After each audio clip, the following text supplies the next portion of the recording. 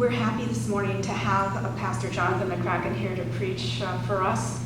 Pastor McCracken has served as associate pastor at the New City Church of Los Angeles for 6 years.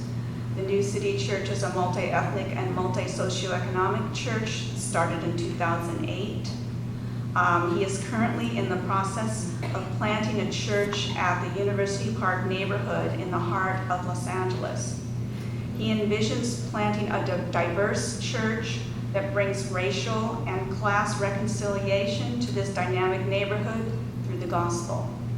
He earned his Master's of Divinity at Fuller Theological Seminary in 2006. He is married to his wife Sharon, and they have 2 children, Judah and Eden.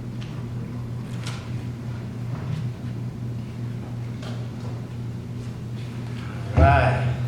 Let's see. I think I can flip that away. Can you guys hear me? Yes. All right. Well, thank you. I want to thank you for having me. It's an honor to be here. It's a privilege to be here. I answered an email, and I'm glad I did. I just felt God's tug at my heart to say, you need to be the one that goes to preach at this church. And I had no idea if I would be accepted to come, but here I am. And I'm very glad to be here. And I have to say, I'm very excited for lunch. That it's going to be real homemade Thai food. And my wife will be jealous. She wants to be here, but she's very tired. We have 2 babies, a 2.5-year-old and a 1-year-old, and she decided that she was going to stay home and rest a little bit. Well, it's not really rest, but you know. So she's here in spirit. So today we're going to talk about a passage that's very close to my heart. It's very close to this scripture has shaped, I believe, my calling and my vision for church and what I'm going to be doing in University Park. But I think it's also a very important passage for the church as a whole to really meditate on, to see what is Jesus' heart for the church, for unity, for being one, for being united in our diversity. What is his heart? And so this prayer that was read, I know it was a long scripture, but this prayer that was read was spoken by Jesus the night before he went to the cross. So this time that he was with his disciples in the upper room was a very tense time for Jesus.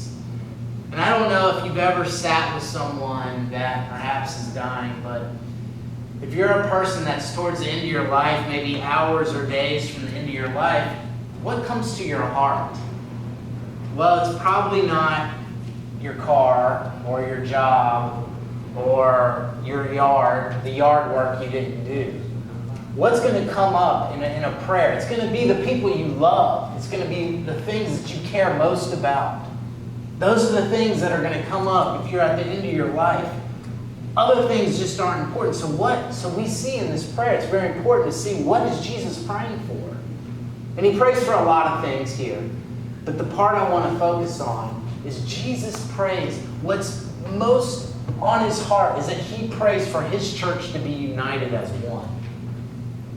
He prays that his church would be united with him and the Father, and that we would be united with each other.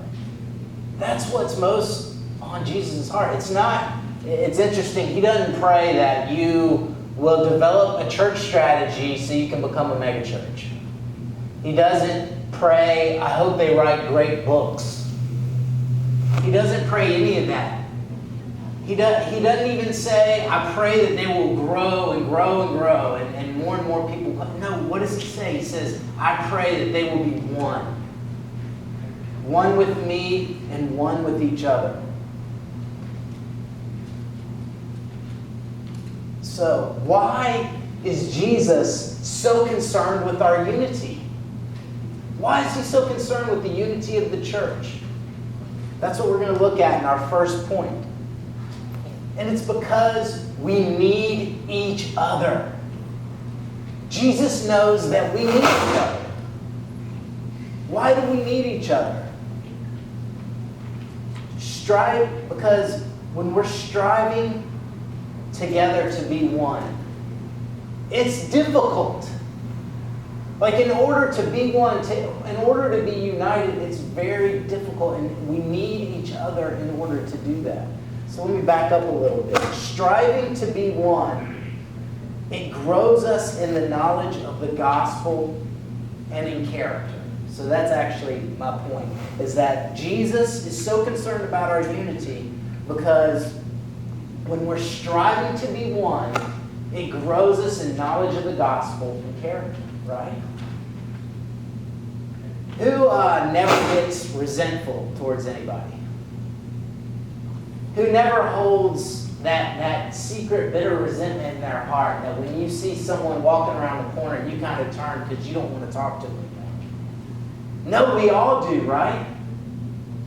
So we realize as we're striving to be one, to love each other, that what we see in our own hearts, there's a real darkness there, right?